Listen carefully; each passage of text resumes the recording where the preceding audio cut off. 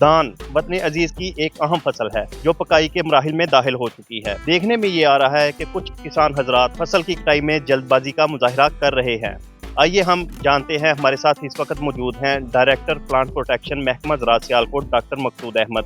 तो उनसे जानते हैं कि वो इस सिलसिला में किसानों को क्या हिदायत जारी करते हैं कि फसल की कटाई कौन से मराहिल में जाकर करनी चाहिए। जी डॉक्टर साहब, पाकिस्तानी चावल की क्या खसूसियत है और इसको कौन से मरहले में जाके इसकी कटाई करनी चाहिए? जी बिस्मिल्लाहिर्रहमानिर्रहीम। पाकिस्तानी चावल पूरी दुनिया में बहुत मशहूर है। उसकी एक ख़ास वजह है, वो ये है कि इसमें अरोमा, जिसे हम खुशबू कहते हैं, वो बहुत ज़्यादा है। वो दुनिया में किसी भी मुल्क के पास ऐसी वैरायटी नहीं है जिसमें ऐसा अरोमा मौजूद हो। दूसरे नंबर पे हमारी अल्हम्दुलिल्लाह इस साल सैलाबी सूरत हाल के बावजूद, शदीद बारिशों के बावजूद बम्पर क्रॉप हमारी आ रही है। तो हमारा जो चावल पैदा होता है वो तकरीबन 60% वो सारा एक्सपोर्ट होता है और 40% हमारे पास बचता खाने के लिए। तो इस साल भी हमारी जो टारगेट था डिस्ट्रिक्ट सियालकोट का, वो 3,68,000 एकड़ पे काश्त करनी थी, लेकिन ये काश्त 4,88,000 एकड़ पे हुई है। मतलब हमारी डिमांड से ज़्यादा हुई है। अब इशू ये आ रहा है कि हमारी जो राइस की क्रॉप है ये पकाई के मराहल में दाखिल हो चुकी है। चूँकि इसका रेट इस साल बहुत बेहतर है और ज़मींदार कोशिश ये कर रहा है कि उसको जल्दी काट के मंडी में लेके आए ताकि ज़्यादा पैसे उसकी जो ना रेट ज़्यादा ले सकें। लेकिन उसकी वजह से दो नुकसान हो रहे हैं। पहले तो ये है कि जो हमने आखिरी स्प्रे किया है उसका जो PH है, जिसको हम प्री हार्वेस्ट इंटरवल बोलते हैं, वक्फा कबल बर्दाश्त, वो पूरा नहीं हुआ अभी। तो जल्दी कटाई करने से जो जहरों की बाकी है वो दाने के अंदर चली जाएंगी। दूसरा नुकसान ये है कि चूँकि जल्दी कटाई करने से उसमें नमी ज़्यादा होगी दाने में।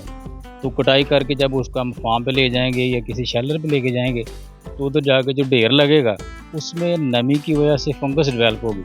वो फंगस आखिर में जाके एफ्लाटॉक्सिन का बायस बनती है। और हमारी जो एक्सपोर्ट राइस की मुतासर होती है ना, सिर्फ इन्हीं दो वजह से होती है कि दाने के अंदर या तो एफ्लाटॉक्सिन के जो है ना वो निकलती हैं, या फिर उसमें पेस्टिसाइड जो हम स्प्रे कर चुके होते हैं उसके रेजिड्यू बाकी होते हैं। तो हम फार्मर को यही बता रहे हैं कि रेट इंशाल्लाह बेहतर ही रहेगा। बम्पर क्रॉप भी है, लेकिन इसको वक्त पे जाके इसकी कटाई करें। अब कटाई फार्मर जाके अपने फील्ड में देख सकता है जाके कि फसल पक के तैयार हो गई है कि नहीं। उसकी आगे 3-4 निशानियां हैं जो मैं बता देता हूँ। कि एक तो फसल का रंग चेंज हो जाएगा, ठीक हो गया, दाना ग्रीन कलर से वो येलो कलर में बदल जाएगा। दूसरे नंबर पे उसको तोड़ के देखेंगे दांतों के नीचे दबा के, तो अगर तो वो आवाज़ दे तो इसका मतलब वो उसमें नमी ख़त्म हो चुकी है, पक चुका है। अगर वो पिचक जाएगा तो फिर इसका मतलब है कि वो अभी पक्का नहीं हुआ। तो हम इधर फील्ड में खड़े हैं, मैं आपको इसका बता देता हूँ कि ये फसल अभी कटाई के लिए तैयार है कि नहीं। इससे फार्मर को जाना वो आगाही मिल जाएगी कि फसल को किस स्टेज पे जाके हमने कटाई करनी है। जी, अभी हम फील्ड में ही खड़े हैं और डॉक्टर साहब से जानते हैं कि क्या फसल ये पक चुकी है या इसको पकने में कितना टाइम लगेगा। जी मेरी दाईं साइड पे आप देख रहे हैं, ये वाला फील्ड जो है ना ये तकरीबन पक चुका है और 8 से 10 दिन के बाद इसकी कटाई जो है ना वो हो जानी है। तो इसमें कुछ दाने भी हैं जो भी पकने हैं, बाकी ज़्यादा पक चुकी है।